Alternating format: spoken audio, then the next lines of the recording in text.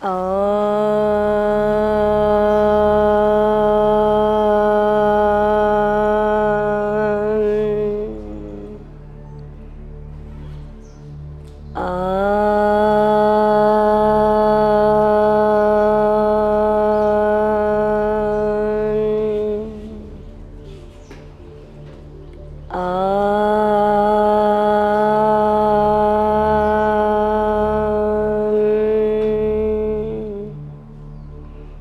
your hand on your heart center, rub your palm, put your palm on your eyes, open your eyes under your palm, bring your palm down. Now we come on the next topic, kyphotic curve. So we discuss about the thoracic kyphotic. Now we discuss about the kyphotic curve. So we already know our kyphotic curve present in our thoracic area, this one over here, okay? So this is our thoracic area which have a kyphotic curve. So we already know the bony alignment. Our bones are like this way. That's why we have a kyphotic curve. But who maintain this kyphotic curve? It's a muscles. So we have a two main muscle. Front side we have a pectoralis muscle. The pectoralis is our chest muscle. So that chest muscle, that pectoralis muscle start from the sternum, this part, and goes to the shoulder side from the both side, here and here. The function of this pectoralis muscle is support the thorax from the front side, roll our shoulder like this position, as well as closing the arm. So this is the function of. So intentionally whenever we want to move the muscle, it moves the movement, otherwise the muscles support the spine from the front side. So it maintains the thoracic curve from the front side. That's the function of the pectoralis muscle. Now back side we have a trapezius muscle. So trapezius muscle, you can see lots of bodybuilders, they have a very prominent muscle which present on the back side. So over here like this is the muscle over here, and we have a three parts of the trapezius muscle, number 1, number 2 and number 3. So number 1 start from the skull, base of the skull to this area. This is the number 1 muscle. The function of this muscle, when we lift the shoulder up like this, even you can lift your shoulder up and then you can feel the muscle contraction. This is the number 1. Second is here, from here to this area. So it's called retraction, whenever the shoulder move backward. So it's from here to here. When we roll shoulder back, teacher said na, roll your shoulder back. So roll your shoulder back is by this number 2 trapezius. And number 3 trapezius is, it is start from the down and goes up and it drop the shoulder down. Our shoulder is maintained in this position, it's because of the number 3 trapezius. So all 3 muscles work differently, number 1, number 2 and number 3. So again intentionally whenever we are moving, that muscle is activate, different action, but normally this muscle support from the back side. So both muscle are active and engaged whenever we are maintain this kyphotic position. Okay, otherwise actively whenever we activate, they do different function. Both are directly opposite function. We already have done pectoralis make like this and trapezius have different 3 function. Pectoralis is the front which make this action like this. Okay, so both muscles support this structure. Clear? Now we come on the issue. So we already have done kyphotic is the natural curve. And now we come on the hyperkyphosis. So nowadays hyperkyphosis is very common. So simple language in the hyperkyphosis is the hunchback. So hunchback is the hyperkyphosis. Okay. So in this we have 2 things. Yesterday we said lordotic curve. That's also 2, structural and functional. So structural means our structure is always like this. So you can see some of the students, they are like this, especially start from the shoulder rolling. So this one is the functional hyperkyphosis. If I'm like this, it's my functional hyperkyphosis. Okay?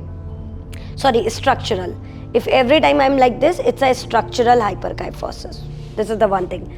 And second thing is while I'm moving, so you can see right now I'm balanced My curve is okay. I don't have any structural one. Right now it's okay. But whenever I do forward folding asana, and it's a very common thing you can see. Whenever we do like this, how many have this one? Almost maximum people. So that's the functional hyperkyphosis. Functional means during the movement. So during the movement which we create kyphotic curve, hyperkyphosis, that's called functional hyperkyphosis.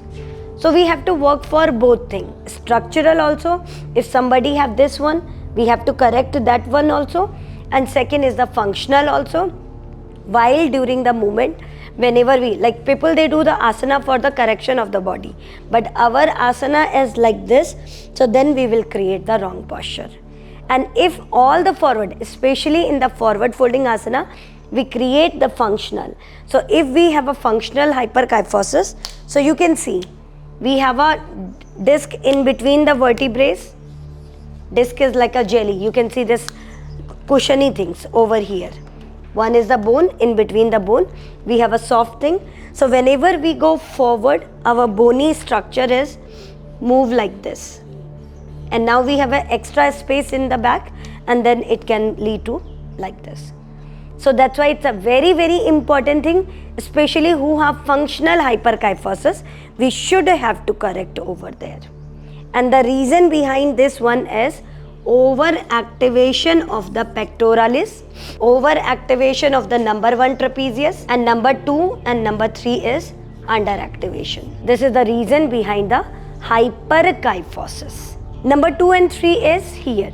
Number 2 is this one, and number 3 is, this is the part of the trapezius. We said na, number 1, number 2 and number 3. So number 2 and number 3 is underactivate. That's why the number 1 is get overactivated and we are creating like this. So this will create the structural. And during the movement also we are overactivating this muscle. Like we supposed to move with the straight spine, but we thought we have to touch the floor and we are going like this, which is the number 1 activation and the pectoralis activation. So this is the main, either structural and either functional. Both thing is overactivation of the pectoralis. Number 1 trapezius overactivated, number 2 and number 3 trapezius underactivate. So the reason is, you can see what as a teacher I want to give the command, touch the forehead. Now make a forward fold and try to touch the forehead on the shin bone. This is our command. So this is okay command, but this is the last command. So last command is relax. Last command is whenever the student is like this, from here to like this. Then if you have little bit, it's okay.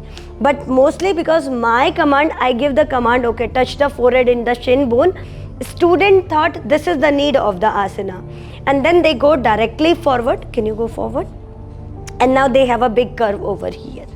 So that's why it's a very, very important. This is the final command, but we have to think about student is that much flexible or not. The target of our final command, when we have to touch forehead on this, our belly should be on the thigh, our chest should be in the thigh or knee, and then if you make, that's not a problem.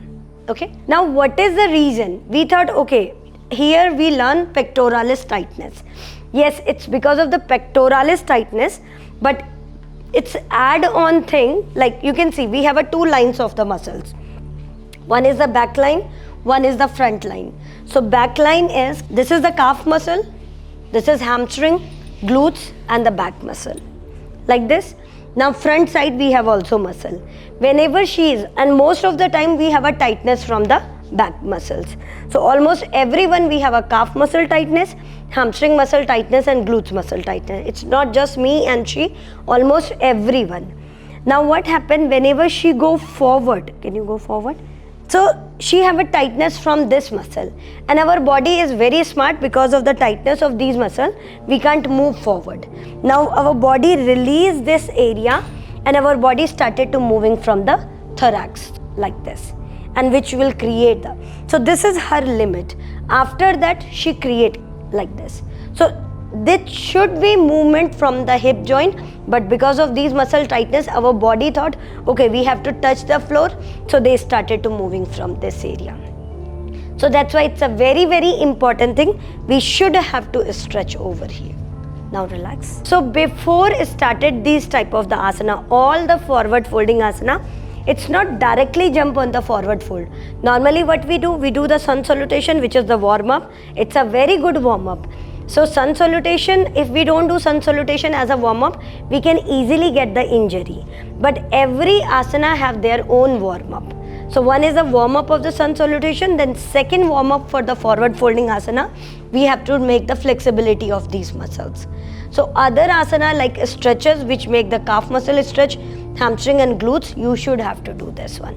This is the one thing. Second is always, yesterday we have done backward bending asana, tuck the tailbone in. In this we have to do the lifting the tailbone up.